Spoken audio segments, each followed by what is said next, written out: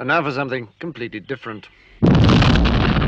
Hello, everybody, and welcome back to another edition of Cinematic Relief. I'm one of your hosts, Thunder. And I'm one of the other hosts, Lightning. Did you see I did the intro in the style of Between Two Ferns? Oh.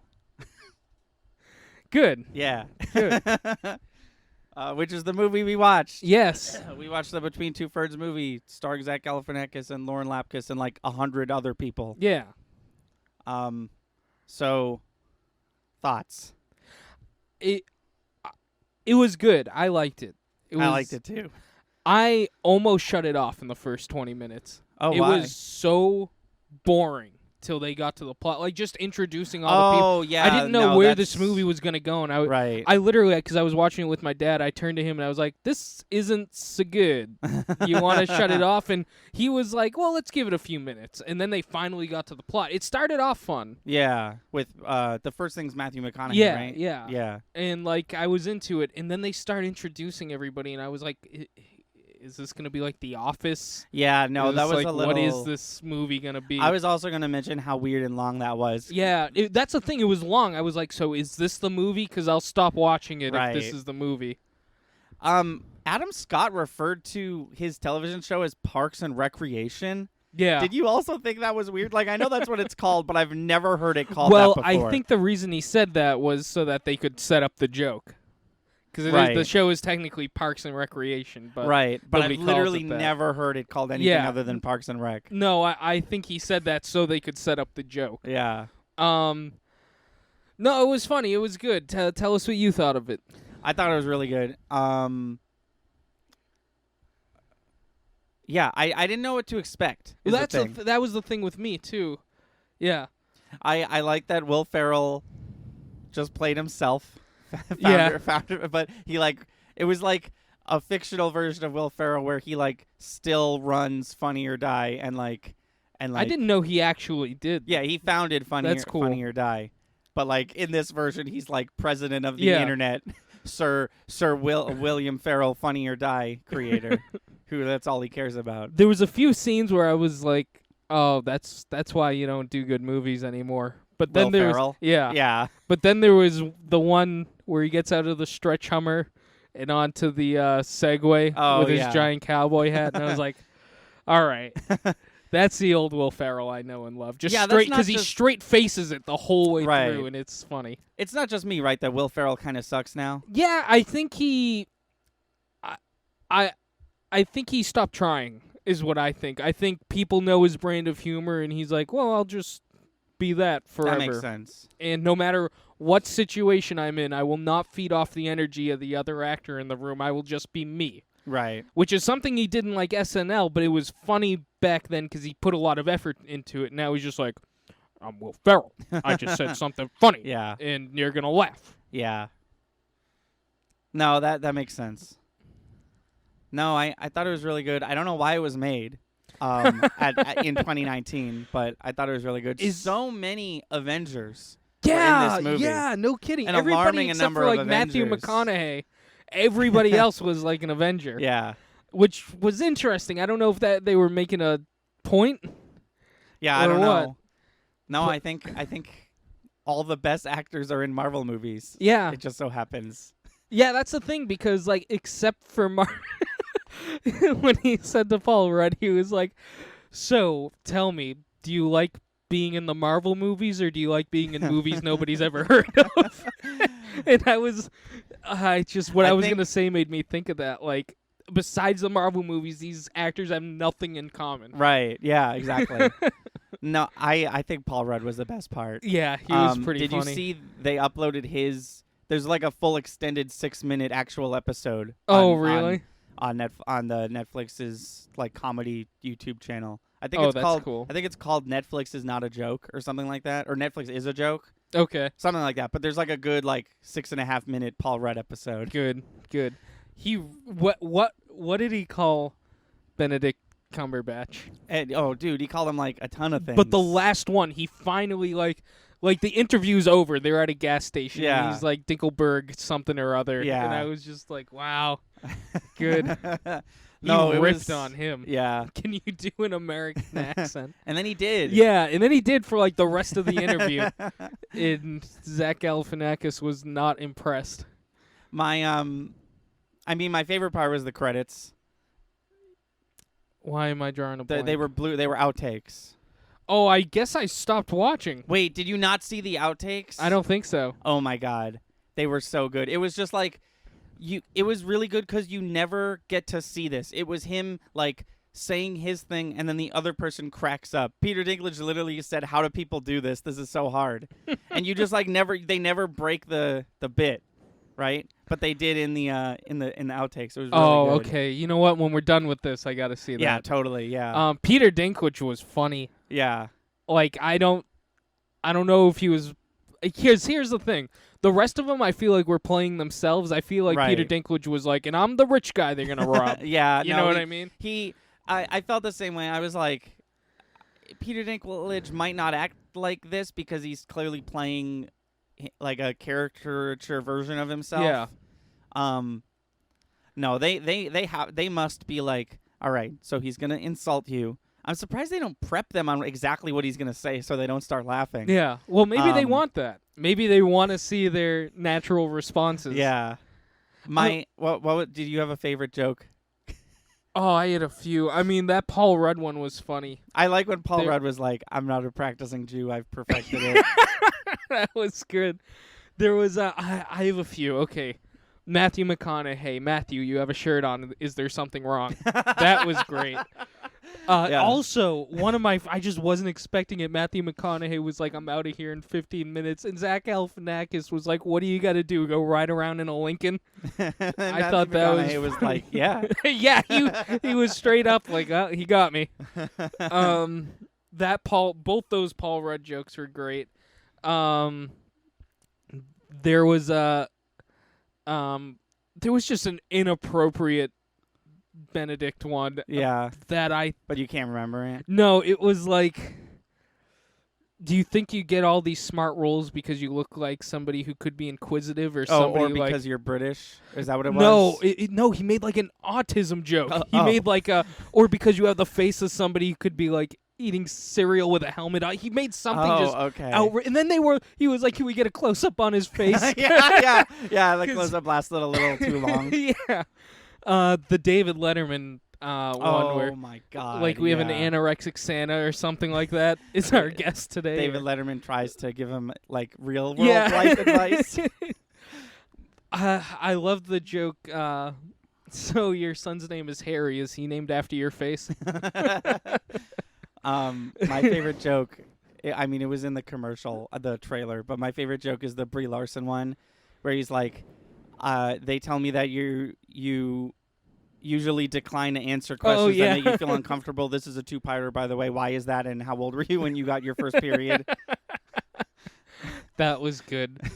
He made fun of her Captain Marvel name.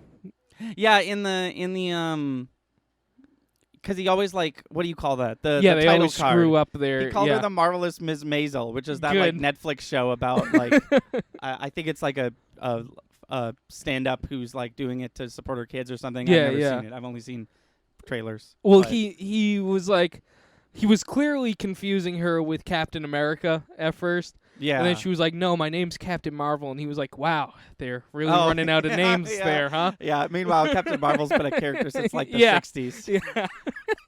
Yeah. So what did you think of the plot? It definitely wasn't original, but like I was okay with that.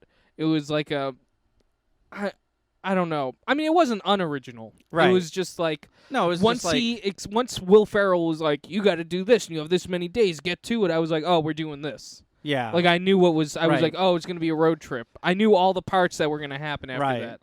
Because before that, I had no clue what this movie was gonna be. Yeah. But then I knew. They didn't do a good job of letting me know that all they were doing in the beginning was explaining these new characters. Right. I like you for a second thought that was going to be the whole episode. Yeah, and because they were trying to be movie, funny, and it wasn't not funny, but I was just like, oh, okay. Right, yeah. No, it wasn't not funny. It just wasn't between two ferns. Right, exactly. So, yeah. It wasn't that, and it wasn't something that was going to catch my interest.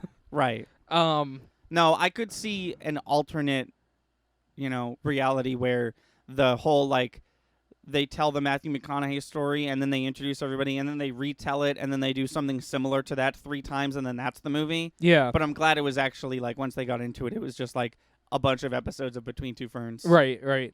What was your favorite part? Of the whole movie? Yeah. Well, that's what you just asked me. No, I said, how did you like the plot?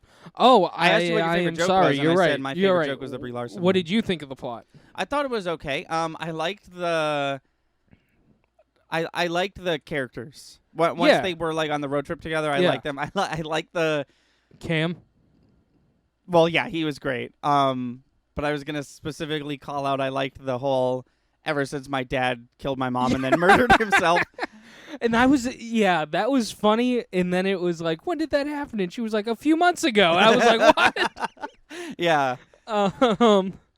I have to mention this. Sorry, before I forget. Oh yeah, sure. At the very beginning, I like how they were like between two ferns, and then they were like, "Broop," and it's a little bigger because it's the movie. Oh yeah. Like, you know how it's always got the black sides, and then they were like, but this is the movie, so we're gonna make it the full screen. Yeah. I thought that was cool. No, that was good.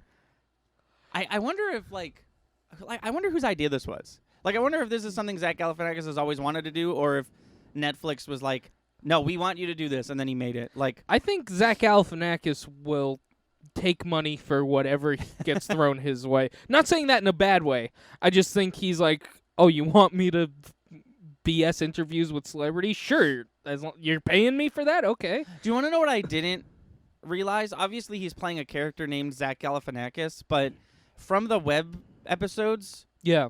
I never got the fact that he is actually Zach Galifianakis. Like, I forget who it was, but someone talks about the Hangover movies and Bradley Cooper. Yeah. And he was like, "Yeah, that was me in those movies." I was like, "What? I thought you were like." No, he is I Zach thought you were Galifianakis. Zach in Galifianakis, those. the fictional character. No. But you're literally. Which is funny because of all people, Zach Galifianakis loves doing that. Yeah. Pretending he's like this could easily just be you. But like there's literally a comedy special of him and he has like a fake twin brother, and it's like, well, that's still you. Yeah. That's you with a mustache. And then, like, there's just, like, it's weird. He loves putting on characters. Yeah.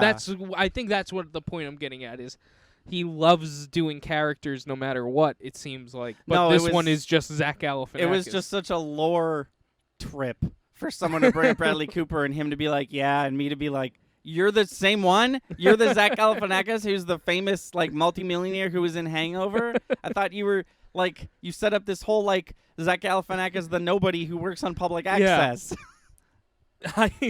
I'm sorry. I thought of another Yeah, good sure. one. The Bubbles guy at the beginning. He's like one of the other acts on the public access yeah, when they're yeah. passing each other in He's the like, hallway. beat that shit or Yeah, whatever. he was like, top that motherfucker. Yeah, I yeah. was like, yeah. whoa. Wow. It's actually just himself. He's like, oh, that guy. Yeah. And that adds to the lore because this is Zach Galifianakis from The Hangover. Right, That yeah. guy just said that to. and he just takes it. He's like, oh, that guy. Oh man, what was I gonna say? You asked me. Oh, what was your favorite part since you introduced the concept of favorite part? Oh, honestly, that twist ending with Will Ferrell. Because I was Yeah. straight up like, we don't have time for this. This movie's definitely over in 10 minutes. Yeah, yeah. And then he was like, oh, just messing with you. That's what celebrities do. And I Yeah. was like, oh, okay. All right. I thought because when he was interviewing Gal Gadot, he was like finally normal. He was just interviewing her like a normal person would, right? Yeah. Because he's like made it, and I thought that they were gonna play that off as a joke. I thought the joke was gonna be like the whole time he wanted to do something normal, but all he needed was like a real TV show. but then they played it off for like, this isn't you, sad moment, Yeah. which is fine too. But I thought they were gonna be like, I thought the punchline of the whole movie was gonna be like, that's it. Yeah. I was down for that. Him just becoming normal interviewer. Yeah. That would have been cool. You looking up what Ebert has to say about the Hangover movies? Hey, fuck off. How about that? You think he was alive for those? He was. Wow. I just found out. Shut up. Okay. Talk about Between Two Ferns, Oh, the movie more. all right. Oh, I see what's happening. Oh, I can't wait. You piece. All right, here I Yeah? go about to tell you all my hopes and dreams and About what I was excited for about this movie, and then I get interrupted. I'm not holding a phone. All right. We've only been going for 15 minutes. Anything else? Really? Anything else? I think this could be a half-hour podcast. Oh, well, yeah. I'm coming to the conclusion. At least 40 minutes. Right. I think we could make this a 40-minute podcast. I'm saying it now. Well, the last couple were. Yeah? Yeah. Okay. But it definitely has to be more than 16 minutes. No, that's fair. I mean, I definitely like our bit. Yeah, that yeah. I No, the think bit is extended. queued up now. Almost. But don't talk about it. There's no bit. What are you talking about? Do you have anything more profound to say about the Between Two Ferns movie? Here's the problem. We did this 2 times in a row. The problem with doing comedy is like, our review is, hey, it was pretty funny. Yeah. And then that's all we have to talk about. No, I thought it was a stretch. I think I was a lot less excited about this movie than you were. Just because I was like, how are they gonna do that? I think my excitement was drawing from the fact that there's more Between Two Ferns, no matter what it looks like. Like, because he still does them. He just does one episode every, 5 years. Yeah. And the only reason he did the Jerry Seinfeld episode was because he was on Jerry Seinfeld's other web show. Right. So, I got what I wanted. I got, a good solid, when it really boils down to it, a good solid 20 minutes of Between Two Ferns. Yeah. Like the actual episode. Right. Well, what I was gonna say is, this is kind of a turn. Sure. I don't know if you noticed this, but didn't he look old? I know he is older, but beyond that, it looked like Matthew McConaughey and Keanu Reeves also didn't have much makeup on. I don't know if that was intentional. Oh, I don't know. They were the first two, and I was like, oh, I can see all these guys' wrinkles. I think maybe what might have happened is they had the same level of makeup that regular Between Two Ferns supplies, but the cameras were way better. Okay, that's what I think it might have been. That could make sense. I mean, not that anybody looked bad or anything. It's just I didn't know if that was an intentional thing. No, it was definitely way better lighting and cameras Yeah. and stuff like that, which I thought was pretty cool. Do you want me to interrupt you now? Sure, let me set you up. Okay, sure. The meaning of life is... Boom, boom. He wrote a review. No, I started low. Stop. We're doing it over. I started low and then I immediately went high. Okay. The truth about the universe is... Bum. He wrote a review and then he wrote some more and then he wrote too many. It's Roger Ebert Reviews. Welcome to Roger Ebert's Critic Corner, a podcast within a podcast. I'm your host, as always, Anthony. Joining me today is my very special guest, Lightning, from the popular web show Thunder and Lightning Gaming. That's me. I do this. Me, this character, Anthony, who's unrelated to Thunder and Lightning Gaming. I saw your new Guardians of the Galaxy video. It was pretty good. Oh, thank you. There was 4 or 5 mistakes, but get a better editor. I was just going to say that.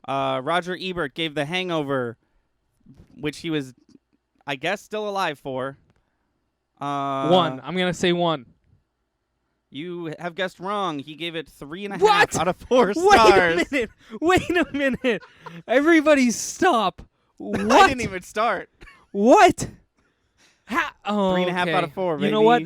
I want to know how. I guess I should sit and listen how. Even though he's not going to tell me how it equates to the stars, because we explained that in the last episode. He's not going to tell me. No. You'll have to piece that together. That's just the charm of Roger Ebert. Now, this is what I'm talking about, is how it starts. Good. Solid. The Hangover is a funny movie, flat out, all the way through. Its setup is funny. Every situation is funny. Most of the dialogue is funny, almost line by line. At some point, we actually find ourselves caring a little about what happened to the missing bridegroom. That's a word he made up just now. That's in Roger Ebert's dictionary, The not missing mine. groom. Why couldn't he just say the missing groom? I don't know. What is a bridegroom? Is that a real word? No, it can't There's be. no space. Bridegroom. Do you want me to look it up? Yeah, sure, if you don't mind while I keep reading. Why? And the fact that we almost care is funny, too. The movie opens... Oh, I don't care about... Yeah, we know how the movie... We know about the movie. We know who's in it. Their search provides a structure for the rest of the movie during the very long day that includes a fact-finding visit to a wedding chapel, a violent encounter with... yeah, okay. Bridegroom, a man on his wedding day or just before and after the event. You mean a groom? Yeah. You fucking mean a goddamn groom? Could you do me a favor and Google the definition of groom Yeah. and see how they're different? Despite these events, The Hangover isn't simply a laugh riot. Hold on. Yeah. Also, we spelled laugh wrong. We'll get to that in a sec. Wow. Groom. Noun. Number 2. A bridegroom. What? Okay, so what I'm seeing, no, I believe you. What I'm getting from this is that bridegroom is an old English word that we don't use anymore. But Roger Ebert, because he's 900 years old, knows every He knows single what word. he did. But he knows what he did. Oh, yeah. No, He yeah. He made me look up a word and he's happy about it. No, he wasted a little bit of my bandwidth, and he's happy about that. God rest his soul. Despite these events, The Hangover isn't simply a laugh riot. Laugh is spelled Laff for some reason. That's not how laugh is Do spelled. you want me to look up Laugh Riot? Yeah, Laff. 2 words? Riot, yeah. I won't go as far as to describe it as a character study, but all 3 men have profound personality problems, and the Vegas trips works on them like applied emergency therapy. The dentist is rigidly ruled... don't swear at me, Roger Ebert. Zach Galifianakis' performance is the kind of breakout performance that made John Belushi a star after Animal House. Not applicable. So he just spelled laughing correctly. Yeah. Zach Galifianakis' performance is the kind of breakout performance that made John Belushi a star after Animal House. He is short, stocky, wants to be liked, has a yearning energy, was born clueless. It is a tribute to Galifianakis' acting that we actually believe he is sincere when he asks the clerk at the check-in counter, "Is this the real Caesar's Palace? Does Caesar live here?" The Hangover is directed by Who Cares, who also did these movies. Actually, The Hangover is directed by Todd Phillips, whose Old School from 2003 and Road Trip from 2000 had their moments but didn't prepare me for this. The screenplay is by these 2 dudes whose ghosts of girlfriends past certainly didn't. This movie is written, not assembled out of off-the-shelf parts from the Apatow surplus store.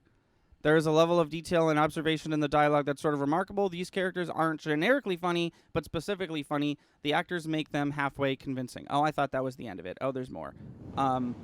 Spent a whole paragraph shitting on Judd Apatow and talking about how this movie wasn't all those other movies that he's definitely seen. Yeah. There's a mixed bag of weird characters. They have a good heart. The search for Doug as the friends piecing together clues from the ER doctor, Mike Tyson's security tapes, and a mattress that is in...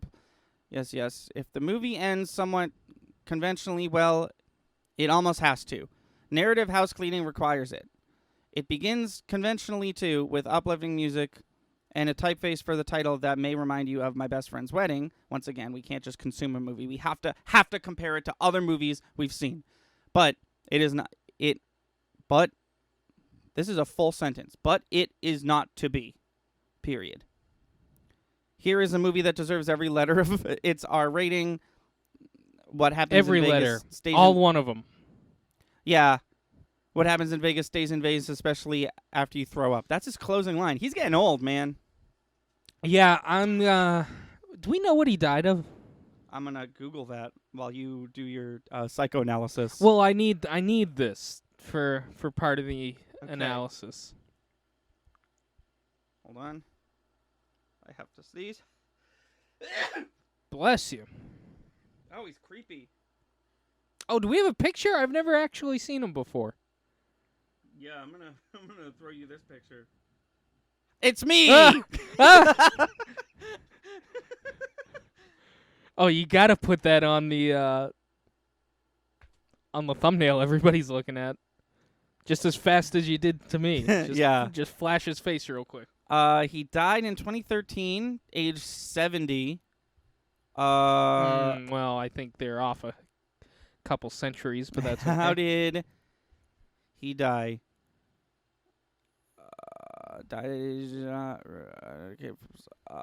It doesn't say. It doesn't say. Hundreds attended his funeral. What?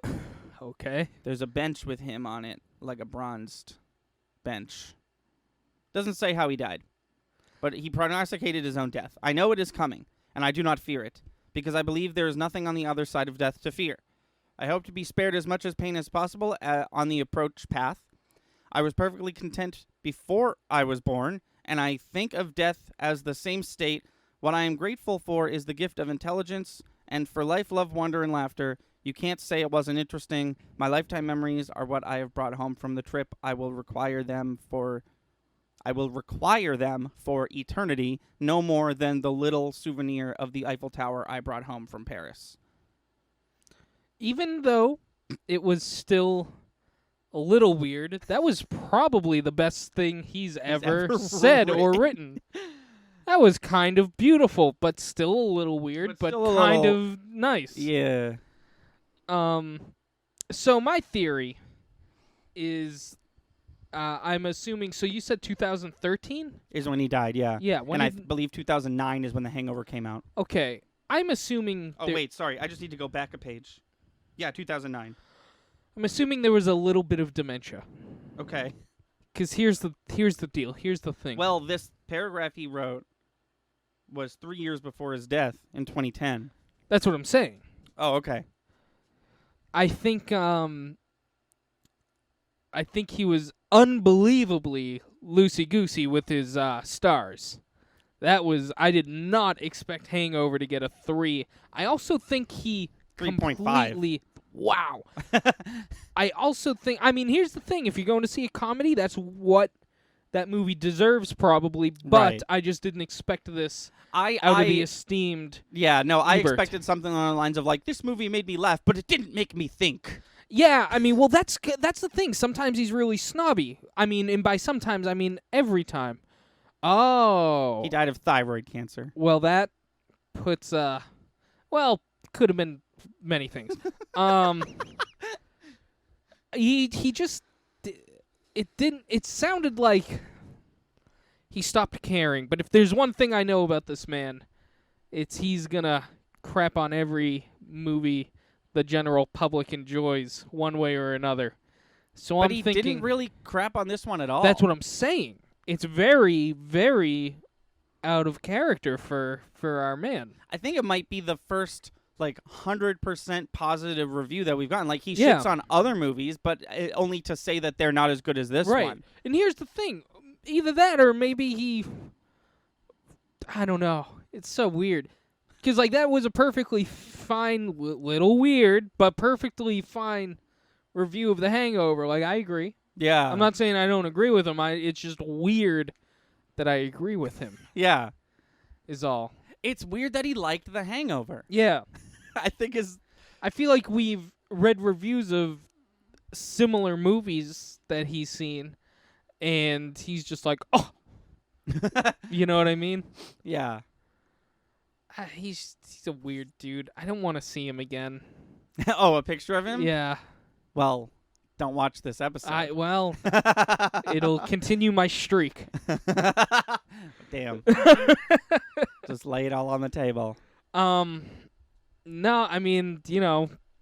yeah, he's right. It's weird, but he's right. Nothing bad to say. I don't understand Bridegroom. Well, I that's don't what I'm saying. understand. I don't It was understand Laugh weird. Riot, or how I'm supposed to pronounce it. Also, bridegroom definition. It had a dot in between the words bride and groom and the actual definition. That just means syllables. Oh, okay. That just denotes syllables. Because yeah. Laugh Riot was straight up like, this is two separate words. But also, it said it's not a word. Yeah. I don't know, man. I just don't know anymore. What are we doing for our next one of these?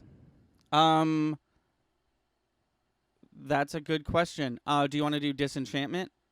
Season Okay. 2? I need to watch it, but sure. Okay. What? You're gonna watch Breaking Bad with me, right? I never said that. Ooh, you said you'd watch Breaking Bad with me. I said I'd try it, I Okay. think. I'll give it a go. Because the movie's coming out. We I definitely have a can't watch the question. whole show before the movie comes out. Yeah. Well, the movie will be out forever once it comes out. No, but I'm just saying timely. Oh, if you wanted to do a podcast on the movie. Right. We can still do it. It just won't be timely. Right. I had a question because I've never seen Breaking Bad. Yeah. Why is the movie... No, sorry. Not why is the movie called El Camino. Why isn't the movie called Breaking Bad 2 There might be some spoilers to that. in that question? Okay. Yeah. All right. Well, actually, no. I can give you a spoiler-free response. Breaking Bad is about how Walter became who he was by the end of Breaking Bad. Mm-hmm. This movie is about Jesse Pinkman, his sidekick. Oh, so This movie technically, I mean, it's in the same universe. It's honestly, I think it takes place the day after Breaking Bad ends. Okay. But it's not about Jesse Breaking Bad. But, Oh, I see. Right. I keep forgetting Breaking Bad is a term. Yeah. Like a real term. This movie, the show was about Walter Right. Breaking Bad. So, Bryan Cranston's probably not even going to be in this movie. I don't know. Okay. I genuinely don't know, and I'm not gonna, no Okay. spoilers, nothing like that. It's a good show though. Okay. It really is. I really want to do a cinematic relief on the movie, and I want you to be able to contribute Okay. to said conversation. I mean, I don't know how we would do this, but because we film at my house, but I wouldn't be offended to you doing an episode with a different guest that's not me if you really want to do one on El Camino. Let's see. It's still a month away. Okay. Not saying you're gonna watch. Here's the thing: you might though. It's good. Okay. You might if you're digging it. If we watch a couple of episodes and you're digging it, watch it without me. Like if Okay. there's any chance of us watching this before, I mean, if there's any chance of us doing the movie relatively to when it comes out, I'd love to. I wouldn't have to watch that other one, would I? Better Call Saul? I don't think so. Not to. Nobody said you had to watch it to get the movie. Right. That's what I meant. Like, Better Call Saul takes place like years after Breaking it's Bad. also and not it's done, right? It's still Oh going. no! Better Call Saul. Whoa! Sorry. Yeah, Better Call Saul is still going. I apologize. Better Call Saul takes place years before Breaking Bad, Yeah. with segments of like years after Breaking Bad. Oh, okay. And it's all about the lawyer. So no, I mean, there should be no reason you'd have to see Breaking Bad. I mean, Better Call Saul Yeah. No, I got to you. see El Camino. I got you. Yeah, just Breaking Bad. It is confusing that they're all called different things. Yeah, That's the I one kind thing- of like it. That's the one thing Star Wars is doing right. How everything is like blank. It's Star Wars though. Yeah. You know. No, how I every mean- title is like Han Solo, a Star Wars story, and it's like bad title, but thank you. Here's the thing. You know. I like the Better Call Saul title. I even like El Camino for their own reasons. Better Call Saul, that was his catchphrase. Like he was like a, ambulance chaser lawyer. Like he's got late night commercials that are like, "Did you slip and break your ankle? Do you need to sue somebody? Better call Saul." Right. And, he even had like, his own logo and stuff, and the logo in the slogan is what, it's Better Call Saul. That's the name of the show. I have to eat my own words because the official title of this movie is, in fact, El Camino, a Breaking Bad movie. Well, there you go. So See, I never read that far because I just assumed it was called Breaking Bad. I mean, El Camino. Wow. But wow, there you're, you go. You're sucking at those I three know. right now. No, just the one. I'm focused on one. We're watching an episode of. That's the thing. I haven't messed up anything else. That's been our podcast on the brand new Zach Galifianakis film Breaking Bad. Yep. Join us in 6 years when they make a new one. We're gonna do a cinematic relief on the next 5-minute Between Two Ferns. Yeah, no, we'll make sure that one's an hour and a half long episode of cinematic relief. Oh, we'd have to go into detail about every moment. About their pores, yeah. Yeah. It'd be a lot of work. We'd have to do 6, or we just do 6 Roger Ebert's Critic Corner. No critic corner for that one. Damn. Dedicated hour and a half to fucking a 5-minute video. We didn't even give like all of season 8 of Game of Thrones a solid hour and a half. But yeah. That was podcast. I've been podcast. And I've been podcast. And we'll see you next time.